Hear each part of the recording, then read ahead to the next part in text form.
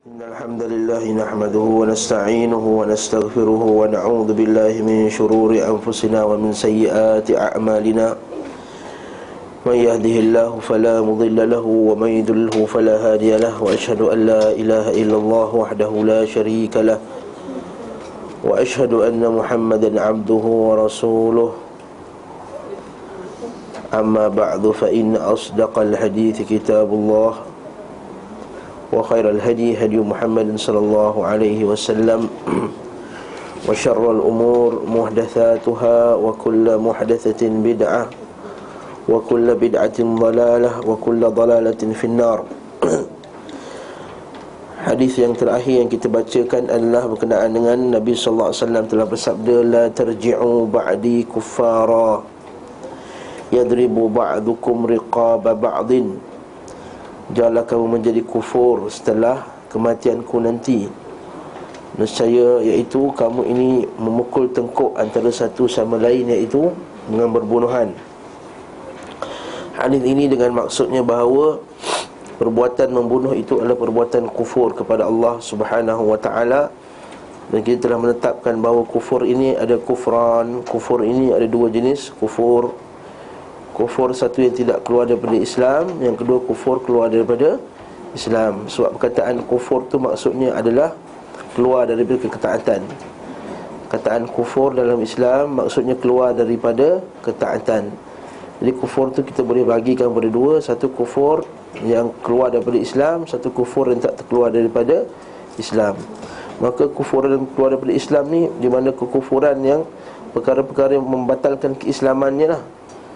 Yang kalau kita baca kitab Syekh Muhammad bin Abdul Wahhab, ada 10 perkara membatalkan Islam. Dan kufur tu ada berapa jenis kufur kan? Kufur i'rad, kufur berpaling, kufur juhud, kufur menentang, kufur aba wal istikbar, kufur enggan dan masa sombong, kufur nifaq, iaitu kufur nifaq kepada perintah Allah, kufur takdzib, kufur mendustakan. Itu perkara yang kufur. Jadi perbuatan berbunuh-bunuhan ini dalam hadis ini mengatakan dia kufur. Tapi para ulama telah memahaminya bahawa dia kufur, bukan kufur keluar daripada Islam. Yang kufur keluar daripada Islam kalau dia beriktikad bahawa membunuh orang Islam yang lain tu, membunuh orang lain tu halal. Maka siapa yang tidak beriktikad sedemikian, dia berbunuh kerana hawa nafsunya, maka kita kata dia tak jatuh kufur. Dia berdosa besar di sisi Allah Subhanahu wa ta'ala. Tapi kenapa dia letakkan perkataan kufur kepada perbuatan ni? Sebab berbunuh-bunuh itu adalah antara dosa yang paling besar sekali. Sebab itulah kata ijtanibu sab'al mubiqat, jauhkanlah 7 dosa yang memusnahkan, yang membinasakan. Antaranya adalah qatlun nafsal lati haramallahu illa bilhaq, membunuh jiwa tanpa hak. Dan dalam Islam kita semua ma'ruf, Allah Ta'ala kata man qatal nafsan bighairi nafsin aw fasadin fil ardi faka'annama qatala an-nasa jami'a. Allah Ta'ala sebut dalam surah Al-Maidah, sesungguhnya sesiapa yang membunuh satu jiwa tanpa ada sebab, tanpa hak Islam, maka seumpama dia telah membunuh seluruh manusia. Itulah hadis Nabi sallallahu alaihi wasallam, dan tidak ada berlakunya pembunuhan di muka bumi ini melainkan ismuhu ala ibn al-Adam al-awwal, mana ada anak Adam yang pertama-tama dulu. Sebab huwa awwalu man sannal qatl, dan dialah orang yang mula-mula sekali mensunnahkan perbuatan berbunuh-bunuhan. Dan dalam Islam satu jiwa itu lebih mulia daripada Kaabah. Dan hadis Nabi sallallahu alaihi wasallam, runtuhnya Kaabah itu ahwanu 'ala Allah, lebih ringan di sisi Allah daripada matinya satu jiwa.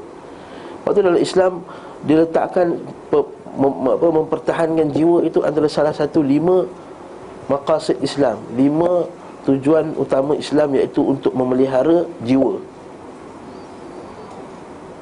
Lepas tu para ulama kita di kalangan para salafus salih sehingga yang datang kemudiannya, mereka sangat berhati-hati daripada nak menjatuhkan darah umat Islam. Nombor 1, berhati-hati dalam menjatuhkan hukum. Yang kedua, berhati-hati dalam mengeluarkan fatwa jihad ni. Nama sekarang ni senang je, mengkafirkan pemerintah dengan mudah, mengkafirkan siapa yang tak mengikuti kumpulannya, mengeluarkan fatwa berjihad ke atas pemerintah yang tak layak sebenarnya untuk kita berjihad ke atasnya, ataupun mengeluarkan fatwa berjihad sedangkan umat Islam dalam keadaan lemah. Sebab itulah para masyaikh kita kata, siapa yang mula-mula sekali yang mengeluarkan pendapat suruh keluar menentang pemerintah di setengah-setengah negara Arab sekarang, maka dialah yang telah menanggung darah kesalahan umat Islam yang mati yang disebabkan dia tu. Dia asalnya lawan tu bukan sebab nak menentang pemerintah yang zalim, asalnya adalah untuk kerana ekonomi, masalah ekonomi. Bukan masalah Syiah tak Syiah pun, bukan masalah nak menegakkan tauhid pun, bukan.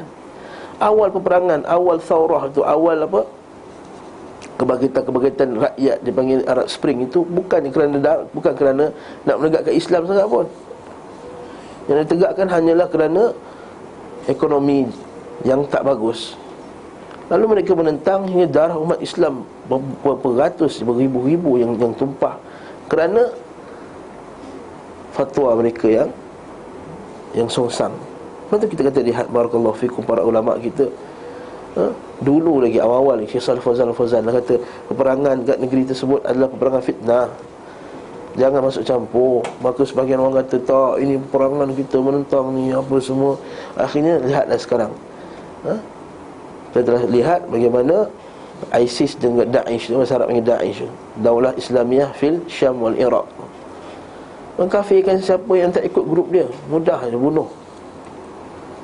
Lalu dia kata apa, lepas dah selesai Iraq dengan ni, kita akan serang Saudi pula, dia kata. Barakallahu fikum. Kita lihat ni, kita kata itu kita kata bila fatwa-fatwa itu dikeluarkan bukan daripada orang alim. Ni berlaku dah sama para sahabat dahulu. Kita berlakunya fitnatul Hajjaj kejam kan. So ma'ruf kisah ni. Ada di antara fuqaha yang terpedaya juga, contoh Al-Ash'ath, contoh Asy-Sya'bi. Kita tengok nanti dalam hadis seterusnya. Asy-Sya'bi pun banyak nama Asy-Sya'bi tu diungkapkan.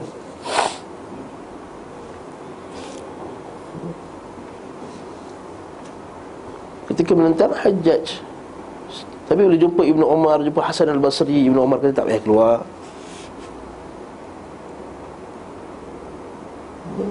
Ketika Husain nak pergi ke Iraq pun banyak para sahabat radhiyallahu anhu, banyak para sahabat yang tak setuju dengan Husain pergi ke Iraq. Dalam juga kita apa, Abdullah bin Zubair kan di Mekah dulu, Abdullah bin Zubair adalah khalifah yang layak, namun dia tidak keluar. Dan para sahabat semua, masa berlaku Abdullah bin Zubair dengan anak pada Muawiyah tu, Marwan, cucu dia Marwan. Maka berlaku peperangan antara keduanya. Para sahabat yang lain yang masih hidup lagi, dan sebahagian ulama salaf tak terlibat dalam peperangan tersebut. Ibnu Umar kata, aku dah nasihat engkau jangan keluar. Kenapa kau keluar? Kenapa kau keluar? Sebab tahu ini peperangan fitnah. Maka kalau kita faham hadis ni betul-betul, kita akan mudah kata, marilah kita angkat senjata, angkat ni, dan tidak akan mengapi-apikan orang supaya menimbulkan kekacauan.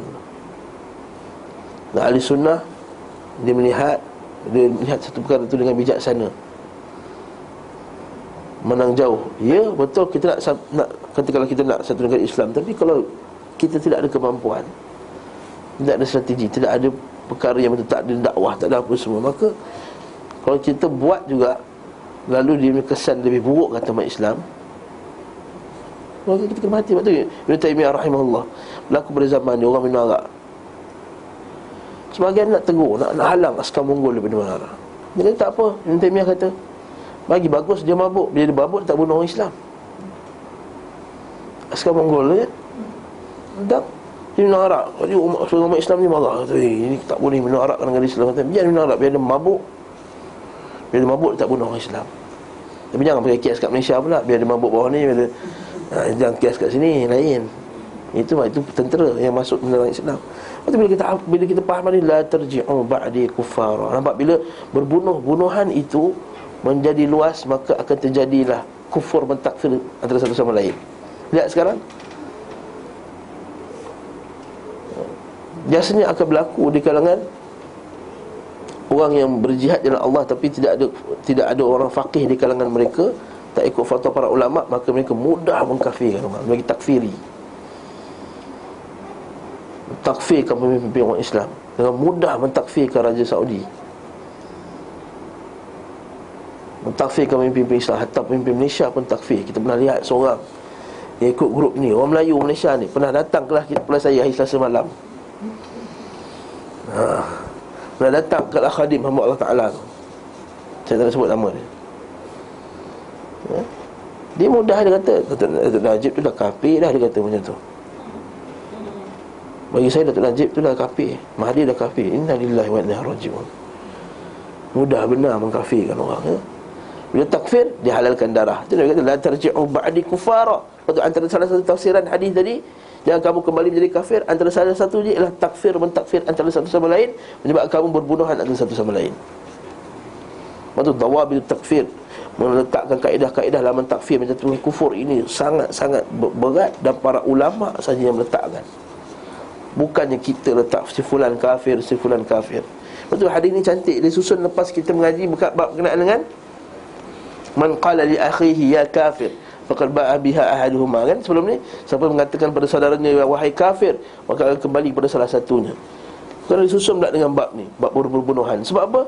Antara kesan daripada mengkafir antara satu sama lain menyebabkan dia berbunuhan, menghalalkan darah umat Islam. Antara tanda akhir zaman adalah, kan disebut apa? Yathbutul jahlu, kejahilan akan menguat. Wa yurfa'ul ilm, hati ilmu akan diangkat. Wa yakthurul al-harju, akan banyaknya al-haraj. Wa mal haraj ya Rasulullah? Al-qatlu, iaitu akan banyaknya al-haraj. Haraj ini bahasa Habsyah. Apakah itu haraj ya Rasulullah? Al-haraj itu berbunuhan antara satu sama lain. Jika berlaku pada akhir zaman nanti, satu jiwa itu tidak tahu fima qatal wa fima qutil, fima qatala wa fima qutil. Seorang jiwa itu tak tahu sebab apa yang dia berbunuh-bunuhan, sebab apa dia berbunuhan ni, dan sebab apa dia dibunuh. Sebab apa dia dibunuh. Wallahu ta'ala alam. Ini kesimpulan daripada hadis yang lalu. Hari pula bab berkaitan dengan meratapi mayat. Kita dah baca belum ni?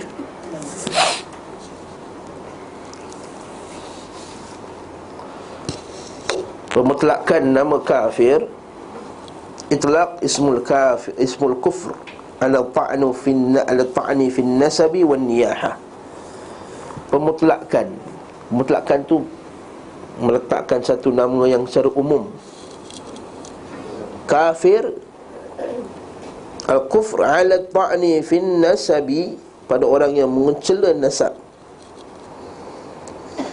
Dia cela nasab orang tu. Dia kata dia ni anak haram, anak zina, atuk dia ni perangai teruk, Bangladesh, Indon. Itu ta'anu fi nasab. Wan niyahah, dan juga meratapi mayat. Qala al-mu'allif rahimahullahu ta'ala, Muslim bin Hajjaj Qushairi, wa haddathana Abu Bakr bin Abi Shaybah qala haddathana Abu Muawiyah wa haddathana Ibnu Numair wal lafdhu lah qala haddathana Abi wa Muhammad bin Ubaid wa kulluhum anil A'mash an Abi Salih an Abi Hurairah qala qala Rasulullah sallallahu alaihi wasallam. A'mash ni antara salaf yang hebat, Dia 70 tahun umur ni panjang. 70 tahun dia tak pernah miss takbir yang pertama dengan imam. Masya-Allah. Al-A'mash.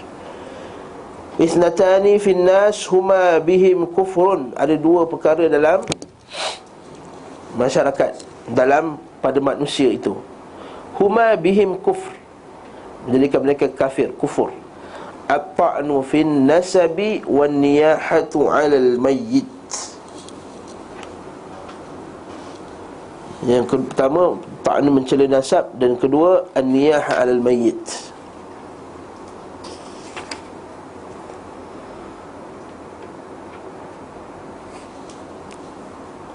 Yang ini sekali lagi juga para ulama hadis dari Imam Nawawi sini dibawakan, dia kata fihi aqwal, padanya ada banyak pendapat berkenaan dengan apa maksud kufur kat sini. Yang pertama, asahhuha, yang paling sahih jika padanya mengikut Imam Nawawi, anna ma'nahu, bahawa makna kufur di sini dia kata huma min a'malil kuffar wa akhlaqil jahiliyah. Bahawa maksud kufur di sini adalah ia adalah amalan-amalan orang kafir. Ini maksud kufur di situ. Wa akhlaqil jahiliyah, dan akhlak-akhlak orang jahiliyah. Maksudnya dia kata ada dua benda yang pada manusia itu kalau mereka lakukan mereka jadi kafir. Maksudnya mereka jadi macam perangai orang kafir. Mereka buat amalan orang kafir, bukan keluar daripada Islam. Yang pertama daripada, dan juga daripada akhlak jahiliyah. Bila sebut jahiliyah tak ada yang baik. Dalam Islam, bila kita baca kaedah-kaedah para ulama sebut, bila sebut jahiliyah, dia tidak merujuk kepada akhlak yang baik pada orang Arab sebelum Nabi SAW. Bila jahiliyah adalah perangai buruk yang ada pada zaman sebelum kelahiran Nabi Muhammad SAW, dan benda tersebut tidak di-endorse oleh Islam, bahkan dikeji oleh Islam, maka amalan tersebut dipanggil jahiliyah. Apa yang di-endorse oleh Islam, kita tak panggil dia jahiliyah. Sebab kalau kita kata bertunang juga amalan jahiliyah. Asalnya berlaku dah bertunang pada zaman jahiliyah, tapi kita tak panggil dia apa bertunang ni, jahiliyah. Kita tak kata macam tu. Dan bila jahiliyah ialah benda-benda yang Allah Ta'ala benci bertentangan dengan Islam. Betul bila orang sebut ni, innaka mru'un fika jahiliyah, pada engkau ada perangai jahiliyah. Aw bid'awal jahiliyah antum tad'un wa ana baina adhhurikum. Berkenaan dengan seorang kan yang bergaduh, saya sebut dulu hadis berkenaan dengan baginda Muhajirin dan Ansar bergaduh, berebut air tu. Kan tertendang ni, tertampar muka orang ni, bergaduh. Akhirnya orang Muhajirin kata, wahai orang Muhajirin, tengok panggil orang Ansar, ya lal Muhajirin. Seorang lagi pula orang Ansar tu, ya lal Ansar, wahai orang Ansar. Maksud dia panggil puak masing-masing lah. Buat Ihsan Taklim, tengok tu Al-Khadim buat apa. Tengok Al-Khadim lah, Al-Khadim tengok Ihsan Taklim buat apa. Contoh. Tengoklah buat Ihsan Taklim tu, tengok apa dia buat. Al-Khadim tengok Ihsan Taklim tu buat apa. Dia buat pergi macam kita juga, sifat solat Nabi. Ihsan Taklim pula kata Al-Khadim, tengok Al-Khadim tu buat benda sama juga. Dia nak buat kelas-kelas ni, suka hadis dia pun nak buat. Contohnya lah. Contoh. Contoh. Jangan marah, contoh. Lalu apa jadi? Nabi SAW kata abida'wa bihadha da'wal jahiliyah. Adakah kamu memanggil dengan panggilan jahiliyah ini? Wa ana baina adhhurikum, sedangkan aku ada depan kamu ni. Maksudnya Nabi mengkeji perbuatan panggilan Ansar dan Muhajirin tadi. Sedangkan panggilan Ansar dan Muhajirin ada dalam Quran dan Sunnah. As-sabiqun al-awwaluna minal muhajirin wal ansar. Apa itu, kenapa Nabi kata itu panggilan jahiliyah, sedangkan dalam Quran ada Muhajirin dan Ansar? Sebab panggilan tadi bukan lagi panggilan kerana takwa, panggilan tadi bukan kerana iman, panggilan tadi kerana ta'assub. Engkau Muhajirin, engkau Ansar. Saya nak kaitkan dengan ni sebab dia ada kaitan dengan tadi ta'nu fin nasab tadi, mengutuk nasab orang, mengutuk keturunan. Aku Melayu, engkau Cina, lain. Aku Bumi Putera, kau bukan Bumi Putera. Walaupun duduk Islam, bahkan dia tu lebih Islam daripada setengah Melayu lagi, pun juga tak dianggap sebagai sama rata. Sama orang Bangladesh yang datang, kita tahu dia Bangladesh, kita pun panggil dia Bangla. Kenapa orang Bangla buka puasa ramai datang ni? Ada setengah-setengah masjid. Nampak perangai ni jahat. Apa ramai datang ni kata, tu ambil nasi banyak-banyak pula tu, penuh. La haula wala quwata illa billah. Kau lagi tepuk, kau bungkus sebelum buka puasa, kau dah bungkus dah. Ini contoh, jangan terasa seorang Melayu dia dah bungkus, dia bawa mangkuk, cap dia bungkus. Tu nak ambil pinggan. Dia tu suruh bawah meja. Ada tempat lah, tak bagi tahulah. Di sebuah masjid di Kuala Lumpur ni. Lagi teruk pangai. Bila datangnya orang datang lambat semua, tengok tak ada habis lauk dah, nak buka puasa. Ini kita berkenal dengan Ramadan lah ni. Begitu juga dengan Indon. Kita panggil mereka Indon, kita panggil mereka Bangla dengan panggilan-panggilan yang meruntuhkan, menjatuhkan martabat dia. Ini kita at-ta'anu fin nasab. Boleh kita katakan sebagai at-ta'anu fin nasab. Jadi ini adalah dakwah jahiliyah. Ini jahiliyah yang paling teruk sekali, lebih daripada jahiliyah daripada lain. Baikkan seorang lelaki kata pada sahabatnya, engkau ni hitam, anak lelaki hitam. Memang dia hitam pun, betul tak? Tak salah pun, memang dia hitam. Tapi Nabi kata engkau ni anak jahiliyah pada engkau. Engkau dipanggil jahiliyah. Betul lah, dia ni orang Bangladesh, tapi cara kau panggil tu panggilan yang memperlekehkan. Itu kata perangai jahiliyah. Ini kufur di sisi Allah Ta'ala, tapi bukan kufur keluar dari Islam. Maksud ini adalah amalan orang kafir, memperlekehkan. Sebab kita ni telah dididik oleh orang kafir untuk kita kata Malaysia, Indonesia, Bangladesh, Myanmar. Tak, kita Islam. Orang kafir datang ke negara kita, kita layan yang baik. Bahkan mereka itu muhajirin. وَالَّذِينَ تَبَوَّأُوا الدَّارَ وَالْإِيمَانَ مِنْ قَبْلِهِمْ يُحِبُّونَ مَنْ هَاجَرَ إِلَيْهِمْ. Orang duduk pada negara iman, itu orang Madinah tu. يُحِبُّونَ مَنْ هَاجَرَ إِلَيْهِمْ. Mereka suka orang yang berhijrah ke negeri mereka.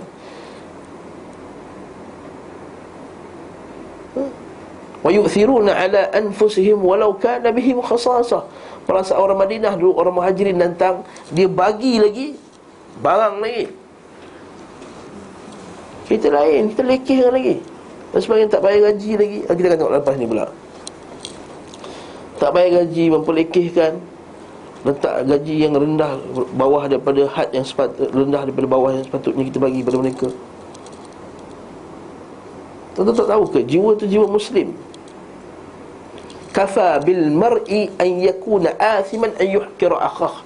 Dan hadis Nabi sallallahu alaihi wasallam lain, cukuplah seorang itu dianggap sebagai berdosa di sisi Allah bila dia memperlekehkan Muslim yang lain. Bila saya belum mengaji bab ni, tak sampai hati nak panggil mereka dengan panggilan. Ada setengah tu pula dia buat stereotip, kata dia memang patutlah banyak ni sebab banyak orang Indon kat sini. Bila ada kejadian kes bunuh-bunuhan, Indon. La haula wala quwata illa billah. Kalau tak ada orang Indon kat Malaysia ni, kita tak baca Iqra tu tak? Iqra tu. Iqra ba. Itu orang Malaysia yang buat, bukan orang Melayu.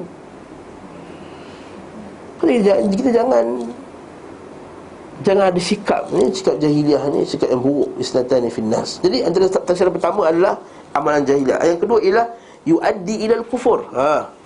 Membawa kepada kekufuran. Amalan tersebut dia kata apa? Dua amalan ada pada manusia yang boleh bawa kepada kekufuran. Yang pertama mencela nasab. Sebab bila mencela nasab, seolah-olah dia mencela ciptaan Allah Subhanahu Wa Taala. Satu, dia bawa kepada istikbar, bawa kepada sikap sombong dan takabur. Dan takabur itu ialah amalan yang paling buruk di sisi Allah, menyebabkan dia jadi kufur. Waktu al-kibriya uridai, kata Allah Subhanahu Wa Taala dalam hadis kursi. Kibriya itu, kesombongan itu adalah pakaianku. Maka sesiapa yang makan dengan pakaianku, maka aku tak akan pandang di akhirat kelak, tak ada kedudukan. La yadkhulul jannata man fi qalbihi habatul khardal minal kibir. Tak masuk syurga orang hatinya walaupun sebesar zarah takabur, sebesar biji gandum takabur. Jadi mencela nasab tadi adalah asas dia kerana dia takabur, istikbar. Dan an-niyahah, meratap juga, asasnya adalah kerana boleh bawa kepada kekufuran, sebab boleh bawa kepada tidak redha atas qada dan qadar Allah Subhanahu Wa Taala. Kalau kita kata macam mana pula meratap ni ustaz boleh jadi bawa kepada kekufuran? Sebab dia seolah bila dia meratap, dia tidak redha di atas qada dan qadar Allah Subhanahu Wa Taala. Sedangkan Ibnu Umar radhiyallahu anhu kata, demi Allah, tidak akan masuk syurga orang melainkan dia telah beriman kepada qada dan qadar, walaupun dia solat, walaupun dia puasa, walaupun dia buat semua. Dia kalau tidak beriman kepada qada dan qadar, dia tidak akan masuk syurga selama-lamanya. Kita juga kalau dia niyahah tadi meratapi kematian, takut-takut nanti bila meratap habislah kita, siapa lagi nak jaga kita lepas ni, habislah kita semua. Orang sekarang meratap mengucapkan kata-kata kufur di sisi Allah Taala. Waktu kita bila dia ada kematian, kita kata dama'atil al-ain, maksudnya mata mengalir, wal qalbu tahzan, hati masa sedih. Walakin wa ma naqulu illa ma yarda rabbuna. Tapi kita tidak katakan apa yang melainkan Allah Ta'ala redha. Tapi Nabi Muhammad SAW bila kematian anak dia, kematian cucunya, dia kata apa? Mata ini mengalir air mata, hati ini sedih. Tapi kita tidak katakan melainkan perkataan yang Allah SWT redha sahaja. Barakallahu fikum. Ini cantik ni. Itu kita kata an-niyah.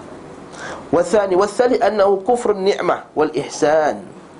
Tafsiran ketiga para ulama kata kufur di sini adalah kufur nikmat dan ihsan, iaitu kita kufur kepada nikmat Allah Ta'ala berikan kepada kita. Apa nikmat dia? Bila kita mencela nasab orang lain, kita kufur kepada nikmat ukhuwatul Islam. Kita kata sini, janganlah kamu menjadi kufur, iaitu kufur nikmat. Macam mana, tang mana kufur nikmat tadi? Iaitu bila kamu cela nasab orang, kamu telah kufur nikmat ukhuwah Islamiyah. Bila kamu cela orang, kamu hilang ukhuwah Islamiyah. Macam kita, bila kita cela orang ni Bangladesh, cela orang ni Indon, cela orang ni Rohingya, cela orang ni orang sekian, nafulan wa'allan, kita hilang hubungan kita dengan bangsa tersebut. Jangan bila kita sembang dengan dia, Masya Allah, ini hafiz Quran.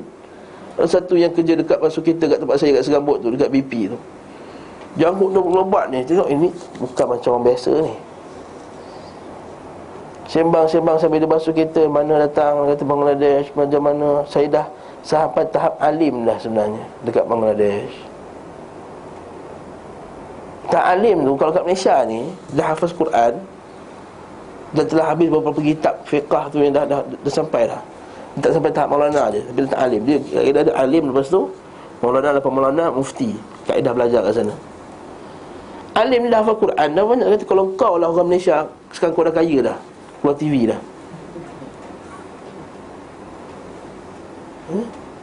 Letak Al-Hafiz kat belakang, boleh laku ceramah sana sini. Tapi pada kata tak, kat negara aku tak boleh buat apa.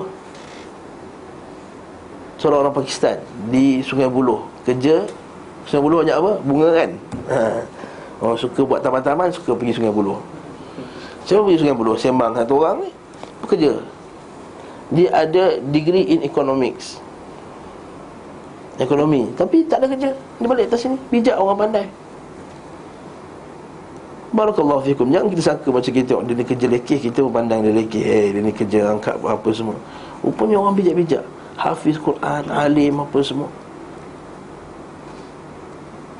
Kita kata inilah kufur nikmat. Namanya kufur nikmatul ukhuwah.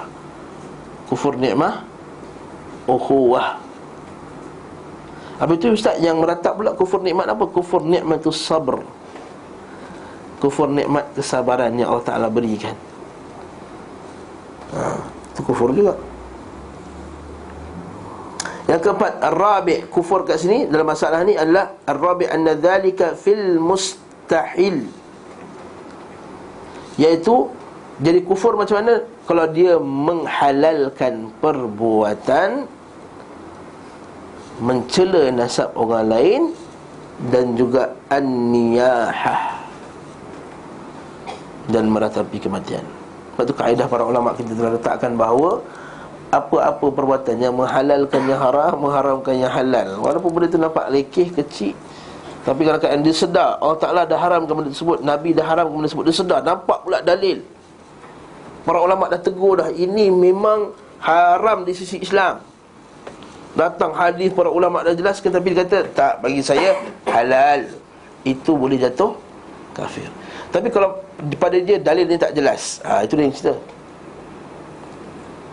Nak pula kata, habis tu siapa yang menghalalkan DNA apa gelatin ni, maka dia kufur ustaz. Bukan. Soal itu takwil, kerana dia bagi dia tak jelas keharamannya, ataupun pada ijtihad dia benda tersebut tak jatuh kepada pengharaman. Contohnya masalah babi kan, masalah kulit babi apa semua ni kan. Kita memang jumhur kata memang kulit babi ni najis apa semua. Tapi ada sebahagian kecil pendapat yang kata dia tak najis babi ni, dia hanya haram dimakan, dia tak najis. Maka jangan pula kata sanggup ustaz tu menghalalkan yang haram. Jangan kata macam tu.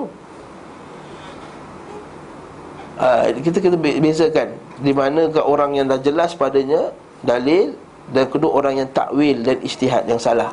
Itu dua perkara yang berbeza. Akhirnya berlakulah macam baru-baru ni bila Dr. Rizal Qaradawi dan para ulama-ulama yang lain, sebahagiannya yang famous sekali Dr. Qaradawi lah, bila kata apa DNA, apa gelatin babi tu, DNA babi tu tak apa, boleh. Maka adalah orang-orang yang bengap otaknya ni keluarkan, tengoklah ni Qaradawi menghalalkannya haram, apa semua. Janganlah kita kata ijtihad yang salah, kita keluarkanlah hujah yang benar, kemudian cukuplah. Jangan pula kita nak membakarkan suasana, menyebabkan orang berbenci-benci antara satu sama lain. Yang pelik je pula yang buat tu memang sunnah tu yang kita pelik tu. Ini fitnahnya ke atas, dan Syekh Rabi' oleh yang kena. Dia buat fitnah ke atas, dia buat benda tu, akhirnya pendukung Dr. Yusuf Qaradawi marahlah. Bila marah dia akan dia bantai balik. Dia bantai, tak bantai dia bantai syekh dia. Bantai dia siapa kenal. Syekh Rabi' juga yang kena. Barakallahu fiikum. Kata ini perbuatan yang teruk. Sebab benda macam ni Islam mengutuk perbuatan ni, mencela. Mencela, kita kata mencela angin pun, mencela ayam pun Nabi tak kasi. La tasubuddik, yang kamu kutuk ayam, sungguhnya ayam itu mengejutkan kamu pada waktu pagi. Kalau ayam tak dikutuk, angin tak dikutuk, orang boleh kutuk. Ya. Kata hati-hati nak mencela satu nasab keturunan. Wallahu ta'ala alam bis-shawab. Hadis seterusnya. Ada soalan tak masalah ni? Jelas masalah ni, tak ada masalah, tak ada apa yang apa diletakkan dalam masalah iman, kita beriman. Sebab di antara iman, pertama nak membezakan masalah ahli sunnah wal jamaah, tidak mengeluarkan orang itu daripada Islam dengan dosa. Itu maksud. Jadi sebab itulah para ulama dia huraikan maksud kufur di sini. Sebab biasanya Khawarij akan pakai hadis ada kufur ni. Kita berlalu banyak hadis lah yang padanya ada lafaz kufur, kan? Lafaz kufur tu tadi mengatakan orang kafir, kemudian membunuh-bunuhan, kemudian mengutuk nasab. Nanti kita tengok pula bab yang akan datang ni pula, bab kenaan dengan hamba yang lari daripada tuannya. Jadi puak Khawarij ni, puak yang mengkafirkan orang, dia pakai hadis ni lah. Kau nampak Nabi panggil orang ni kafir, tapi ahli sunnah tampil ke hadapan untuk menjelaskan bahawa kufur di sini ialah bukan kufur keluar daripada Islam. Keluar kufur keluar dari Islam. Okay.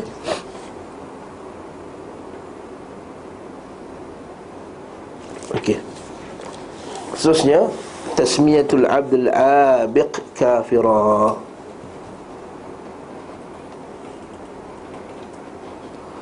Budak yang kabur. Abiq ini memang asal maksudnya kabur. Abaqa.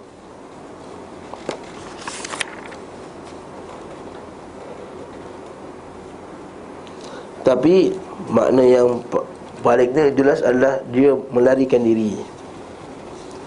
Maksudnya penamaan budak yang larikan diri ini sebagai kafir. Jadi memanggil budak hamba, tapi budak tu maksudnya hamba. Tulis itu hamba. Kau nampak budak yang lari daripada sekolah asrama, kita panggil kafir ni, masya-Allah. Silap faham, budak sini hamba.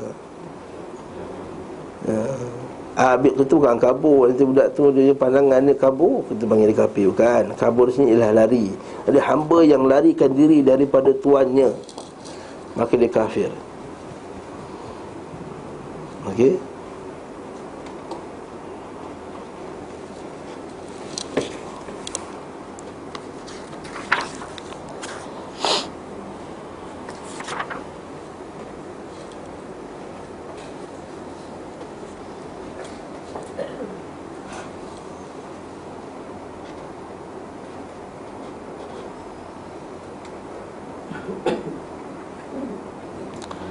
Okey. Qala al-mu'allif rahimahullahu ta'ala, berkata penulis rahimahullahu ta'ala, qala haddatsana Ali bin Hujr As-Sa'di qala haddatsana Ismail yakni Ibn Ulayyah an Mansur bin Abdul Rahman an Sya'bi an Jarir annahu sami'ahu yaqul. Hari ni kita nak bacakan sedikit berkenaan dengan Sya'bi. Saya dah cerita belum Sya'bi? Syu'bah dah sudah kan? Asy-Sya'bi, nama dia Amir bin Syarahil. Sya'bi tu kita ambil salah. Kan saya kata satu kelas kita ambil satu tokoh. Nak uraikan semua panjang. Asy-Sya'bi nama dia Amir bin Syarahil. Zi Kibar. Dia daripada puak Zu Kibar, iaitu puak di Yaman. Kata Imam Zahabi, dia Imam Allamatul Asri, imam, orang alim pada zamannya. Abu Amru, dia punya kunyahnya Al-Hamadani thumma Sya'bi.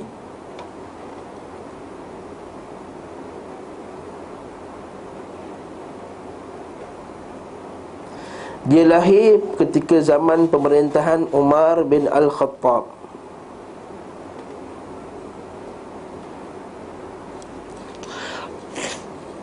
Dilahirkan pada tahun 21 Hijrah.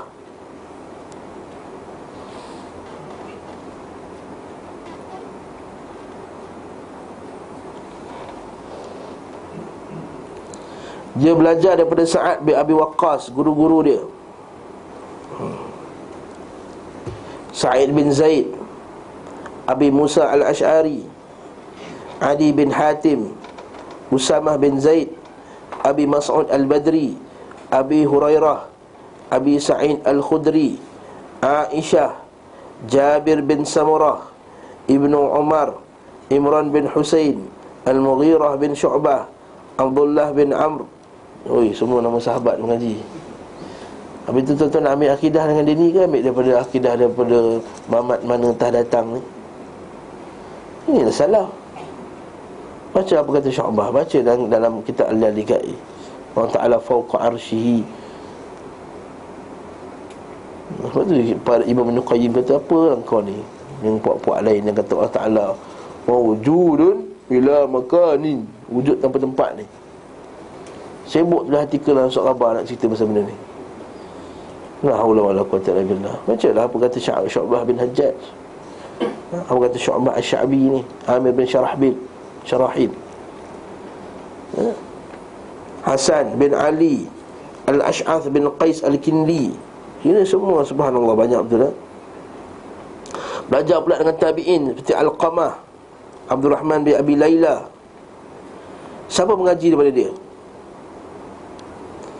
Yang mengaji daripada dia Al-Mughirah bin Muqsim, Muhammad bin Suqih, Mujalid, Yunus bin Abi Ishaq, Ibnu Abi Layla, Imam Abu Hanifah mengaji daripada dia, wa Isa bin Abi Isa Al-Hannat, Abu Bakar Al-Hudhali. Ini semua dia punya anak murid hebat dia.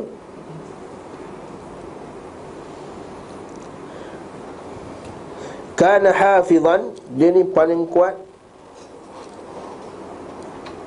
hafazan, dan dia tak pernah tulis apa benda pun. Semua dia ingat. Tak pernah tulis apa benda, Masya Allah. Dan dia pernah kata, aku pernah berjumpa 500 sahabat Nabi, 500 min ashabin Nabi SAW. Kata Makhul, aku taklah tengok orang yang lebih alim daripada Asy-Sya'bi.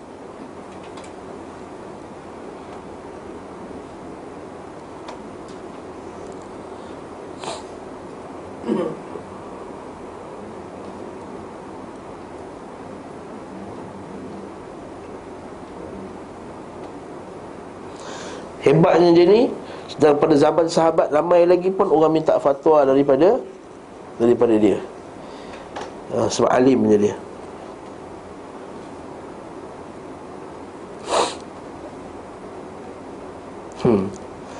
Dia kata, ada orang tanya pada Sya'bi, daripada mana lah kau dapat ilmu banyak sangat ni? Dia kata, bin nafi li'igtimam, dengan menafikan tidur. Wasyar fil bilad, berjalan di negeri-negeri yang jauh.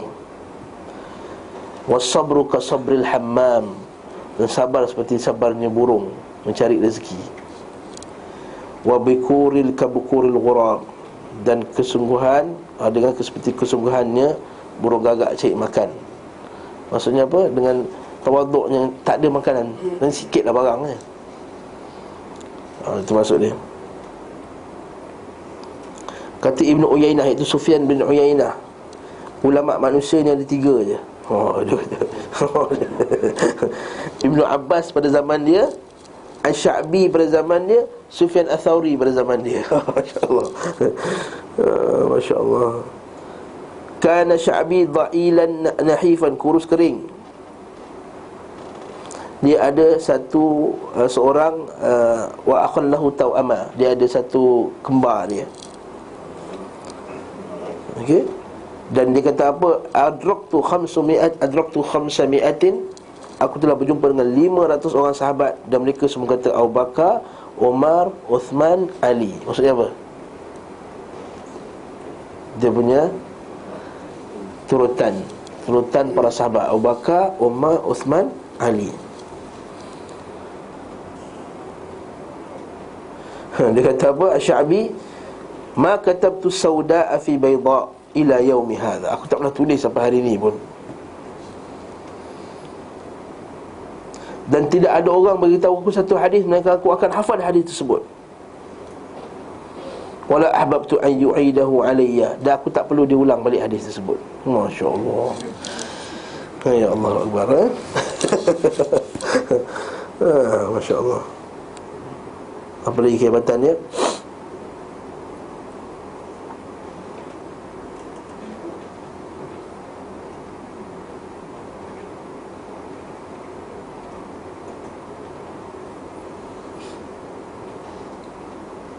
Mata dia juling. Tu kata, sebagian kata apa?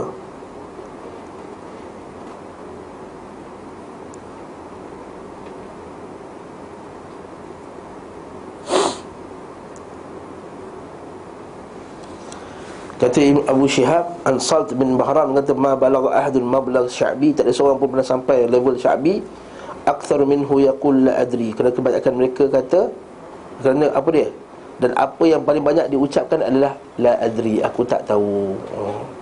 Punyalah hafal ribu-ribu hadis tu, tapi antara ucapan yang paling banyak diucapkan adalah aku tak tahu. Ini kita asalkan membujur lalu, merintang patah, semua keluar fatah pada pendapat saya dalam Facebook tu. Masya-Allah. Dia punya hebat tu. Tak ada tersilap dalam tu. Ini masalah isu rakaat lah, isu macam-macam dalam bulan Ramadan ni. Ibrahim an-Nakhai, dia kata majtama'a Sya'bi wa Ibrahim an-Nakhai. Tabi'in hebat juga. Dia kata bila Sya'bi jumpa Ibrahim an-Nakhai ni hebat ni, kalau kita baca kitab apa semua kan.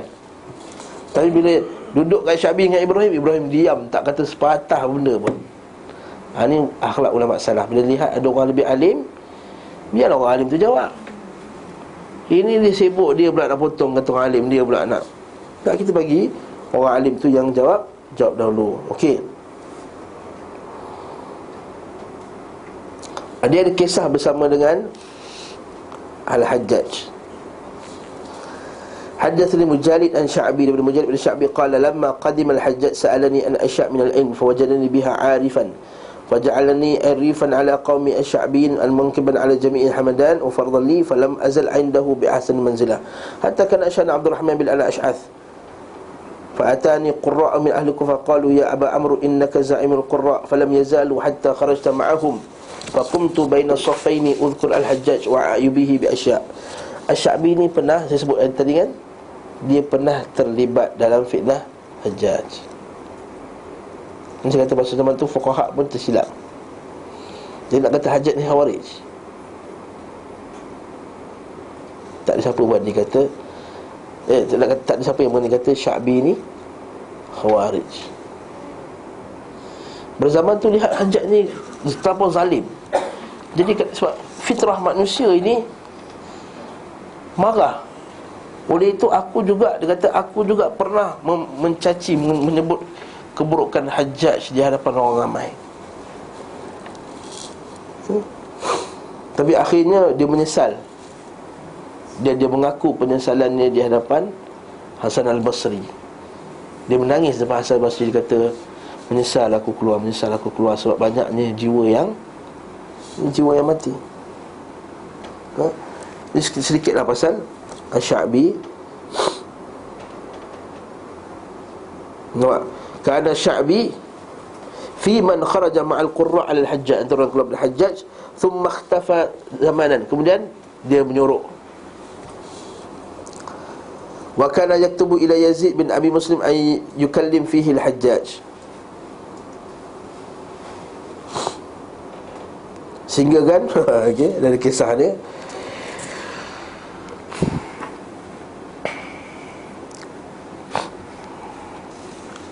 orang kata, Hasan al-Basri ataupun Ibn Umar kata, aku sangka engkau ni orang yang alim, tapi engkau bodoh rupanya. Sampai tu sekali dia kena marah, sebab dia keluar berjumpa dengan, berlawan dengan Hajjaj tadi. Sebab orang-orang salah panggil dia bodoh, sedangkan dia paling, orang yang paling kuat hafal hadis, alim pada zaman tu. Wallahu ta'ala alam bisawab. Saya tak masuk dalam berpanjang sangat sebab ni masa tak cukup. Kita boleh buat satu kuliah pasal Asy-Sya'bi je, dengan dia punya kelebihannya. Okey, sebab apa hadis ni pengajaran ni tak banyak sangat.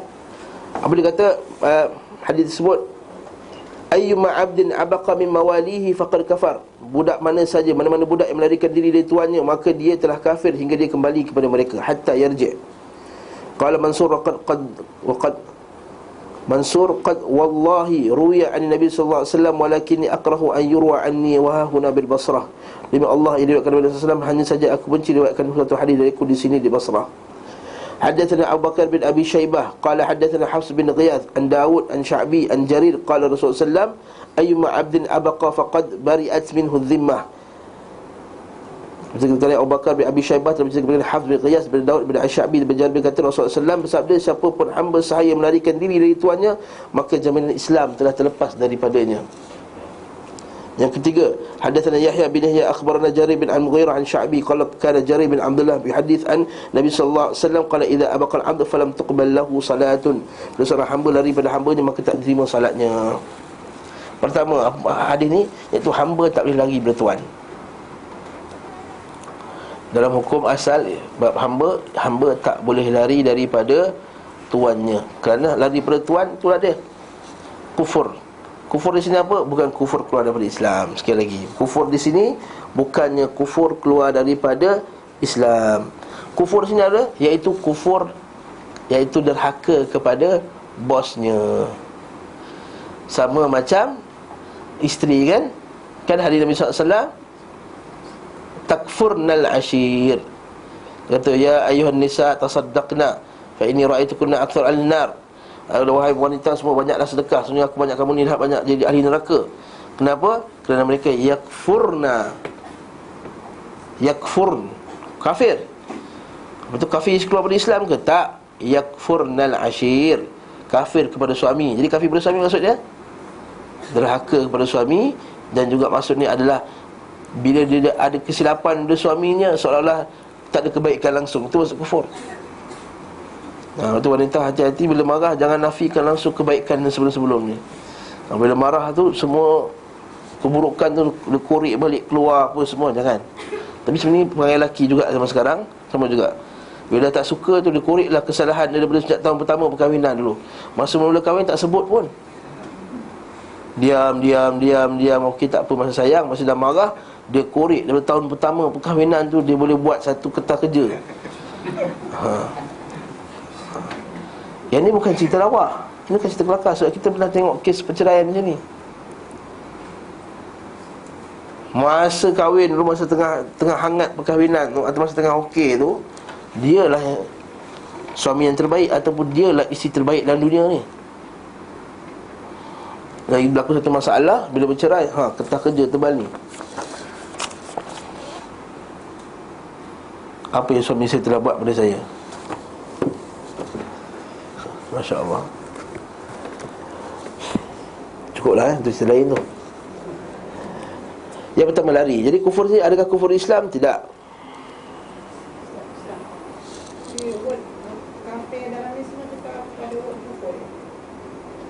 Ya, kafir di sini kafir bukan al-kafir lah. Kita bincang sebelum ni kan, bukan al-kafir, the kafir. Bukan semua. Ingat bukan semua itlak kataan kafir itu kita kata tak keluar dari Islam, tak. Tapi bila ada al-kafir terutamanya, ada alif lam lil ahdi, itu alif lam the kafir. Sebenarnya bahasa Arab tahu ada alif lam. Kalau ada alif lam merujuk kepada the kafir, maksudnya kafir yang tersebut keluar daripada Islam. Ataupun ada dalil-dalil yang lain merujuk bahawa dia tu boleh keluar daripada Islam. Contoh kata bila kita buka syarah ni, kata nak faham kata kafir ni patah balik pada huraian sebelum ni. Jadi 5 tadi lah. Pertama, perbuatan orang kafir. Yang kedua, menghalalkan perbuatan tersebut jadi kafir. Yang ketiga, kufur nikmah. Nikmah ada tuan yang baik. Jadi kita akan huraikan hadis ni berkenaan dengan tuan yang baik. Tapi kalau tuan yang jahat, dia lari kerana siksaan yang tuan dikenakan, tak termasuk dalam hadis ni. Dia jangan pula faham hadis dengan cara yang salah. Maksudnya kalau dah seksa, dah pukul, dah pelupur apa semua, tak, siapa lari nanti kan kafir. Bukan. Ini kalau tuan yang baik. Dan tak nafikan dalam Islam, saya sebut banyak kali dalam kuliah saya kat sini, sudah ke kuliah Zadul Ma'ad dan lain-lain, bahawa dalam Islam ni hamba lagi baik daripada mate kita zaman sekarang. Hamba lebih baik daripada sebahagian pekerja-pekerja kilang atau pekerja-pekerja yang dari luar ni datang, lebih baik daripada apa yang berlaku pada zaman sekarang. Nah, Islam, hamba kena bagi pakaian apa yang kamu pakai. Nak raya nanti jangan biarkan mate anda pakai baju buruk je. La haula wala quwata illa billah. Itu mate tu bukan hamba tau, kerja. Kita layan macam hamba. Barakallahu. Semoga Allah Ta'ala menghinakan orang yang menghinakan dia punya mate-mate dia. Dengan orang Islam, dalam hamba dalam Islam, kena tak boleh panggil dia wahai hamba ku, tak boleh. Itu dalam kitab Tauhid ada bab. Jangan panggil hamba abdi, hambaku, tak boleh. Lepas tu panggil budak, tu pada Indonesia panggil budak.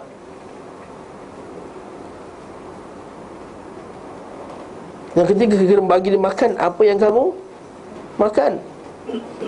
Kalau kamu makan KFC ayam, kamu kena bagi dia makan KFC juga. Jangan kamu makan KFC, kamu bagi dia benda lain. Dia nampak tengok kita makan KFC, bukan main kita makan kerap. Iklan pula ni, Allah. Contohnya lah, nak buka puasa nanti, kita belilah air berlambak-lambak, tu dia air kosong dengan nasi, dengan tu kita asyik dengan marilah sekecil banyak ni.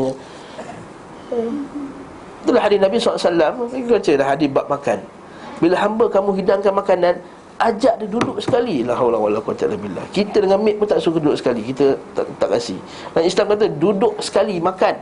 Kalau dia malu, nampak Islam kita dah bahawa dia akan malu. Sama tak macam sebagai pada mate kita, dia akan malu. Bagi dia ambil apa yang dia ambil. Tapi man-man jugalah nak ambil. Jangan ambil apa 3 ekor, 3 ketul. Maksudnya maksud macam tu lah.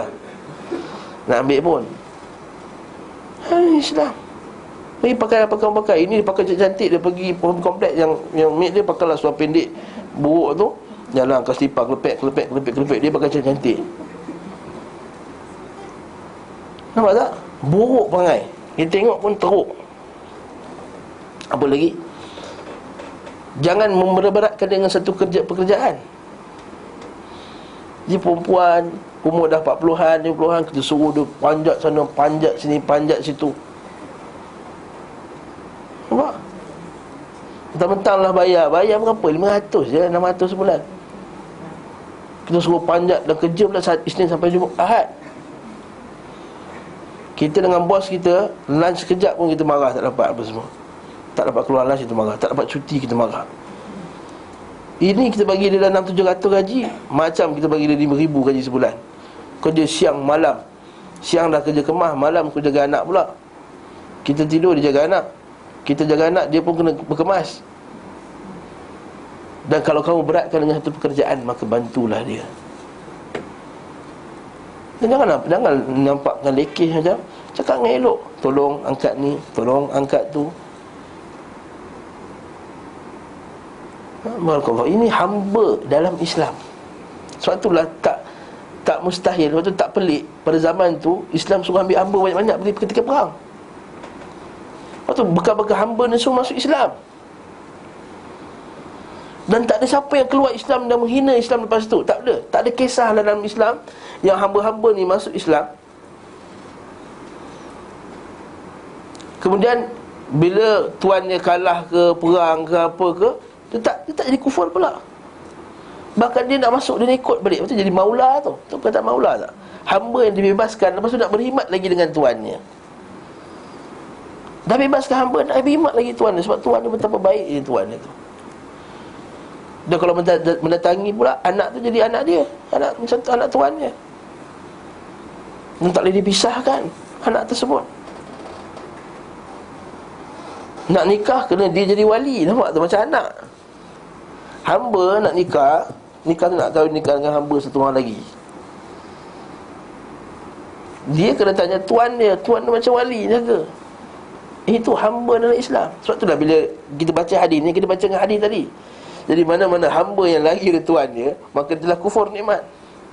Bawa kita faham, oh patutlah. Kalau kita fikir, memanglah hamba patutlah hamba lari, hamba kena paksa.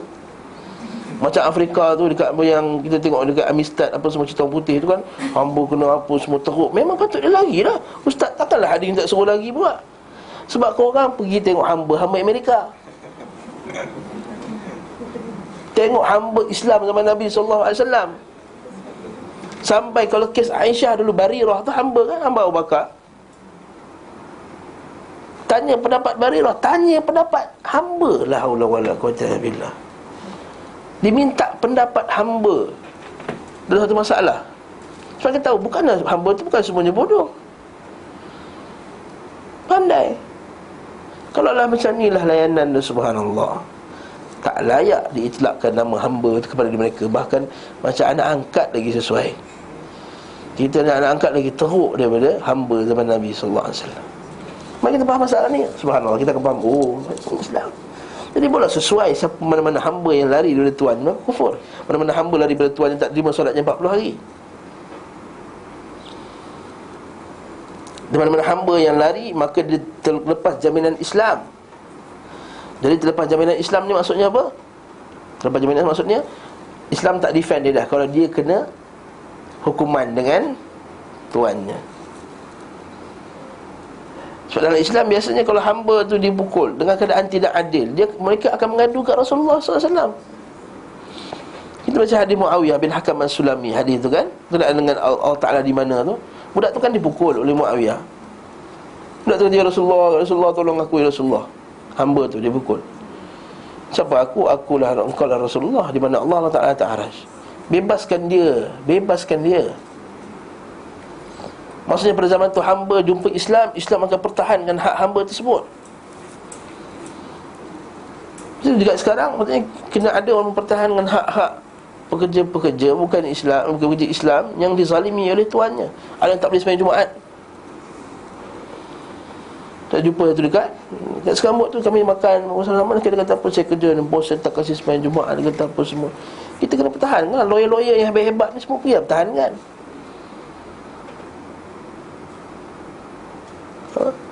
Ini Islam mempertahankan hak dia, bukan hak asasi. Hak asasi tu lain macam tu.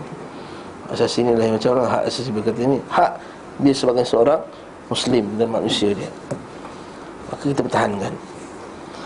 Berkenaan dengan tak terima solatnya 40 hari pula, kata Imam Nawawi rahimahullah, menukilkan daripada Qadi Iyad, dia kata mahmul, kemungkinan dimaksudkan adalah orang yang menghalalkan perbuatan lari daripada hamba tadi, maka tak terima solatnya 40 hari.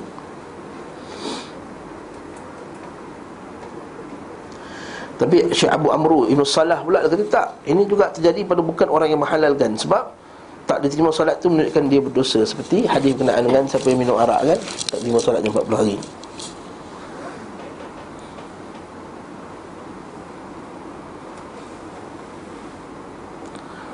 Boleh dia masukkan juga secara zahir dan tak terima 40 hari itu ialah ganjaran yang tak dapat, tapi solatnya sah.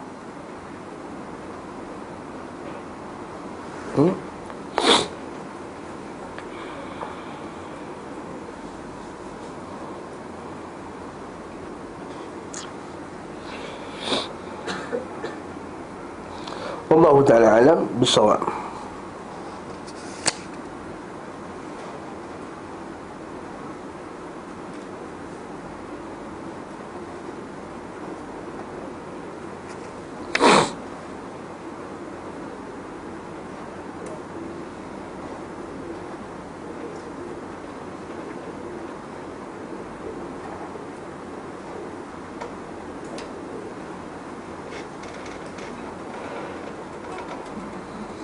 Okey, kalau kita baca tadi Demi Mansur berkata, demi Allah, ia diriwayatkan dari Nabi sallallahu alaihi wasallam, hanya saja saya benci untuk diriwayatkan satu hadis dariku di sini di Basrah. Kenapa dia kata, aku demi Allah, aku dengar daripada Nabi sallallahu alaihi wasallam hadis ni, tapi aku tak suka kita aku kat Basrah aku nak cerita hadis ni. Sebab apa? Sebab masa tu dekat Basrah, dekat Iraq, banyak orang Mu'tazilah. Bila banyak orang Mu'tazilah ni berakidah bahawa orang yang buat maksiat ini dia terkeluar daripada Islam, tapi tak kata dia kafir pula. Itu pelik tu. Dia panggil manzilatun baina manzilatain, kedudukan di antara dua kedudukan. Ini akidah Mu'tazilah. Mu'tazilah kan ada 5 usul akidah dia. Salah satunya manzilatun baina manzilatain, iaitu Mu'tazilah ni kata orang yang buat dosa dia terkeluar daripada Islam, tapi kita tak panggil dia kafir. Yang kedua, mereka kekal dalam neraka. Sama macam kafir lah tu. Orang Khawarij kata orang yang buat dosa terkeluar dari Islam terus dan kekal dalam neraka. Mu'tazilah ni dia pandai sikit, dia pusing ayat. Dia kata keluar dari Islam tapi tak kafir, tapi kekal dalam neraka. Macam kafir lah tu. Pening betul tu Mu'tazilah ni. Jadi sebab situ banyaknya Mu'tazilah dan Khawarij, dan mereka mengatakan kekalnya orang yang buat maksiat ni ke dalam neraka. Oleh itu aku tak suka cerita hadis ni kat mereka. Nampak? Aku tak suka sebarkan hadis kat diorang. Hadis ni, kau tengok nanti kan diorang pakai, dia pakai hadis ni dalil kepada nak mengata perbuatan pendapat mereka itu betul.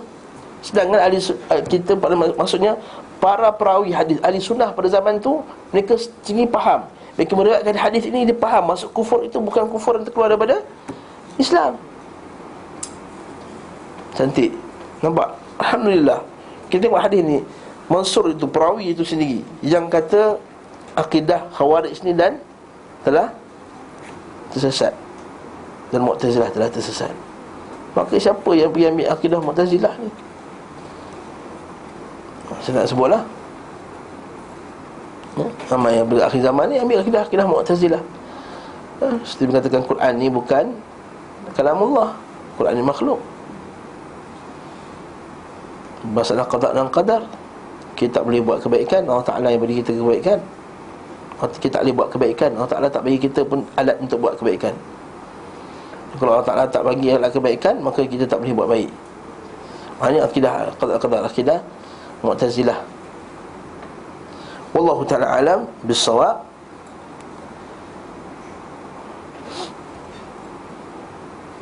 Siapakah Mansur ni tadi? Nama dia Mansur bin Abdul Rahman Al-Basri. Wathaqahu Ahmad bin Hanbal wa Yahya bin Ma'in. Ahmad bin Hanbal dan Yahya bin Ma'in kata dia ni siqah. Itu boleh perawi yang terpercaya.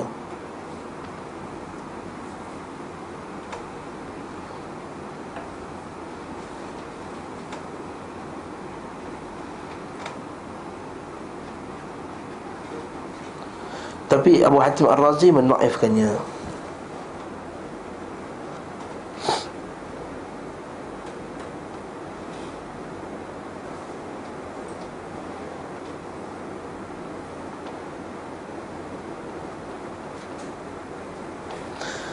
Wallahu ta'ala alam bis-shawab. Soalan tak berkaitan dengan hari ni? Dia ringkas ya. Bagi hamba tak ada zaman ni. Jadi perbincangan ini tak panjang sangat. Subhanakallahumma wa bihamdika. Wallahu ta'ala alam. Bersama kitab tauhid pula.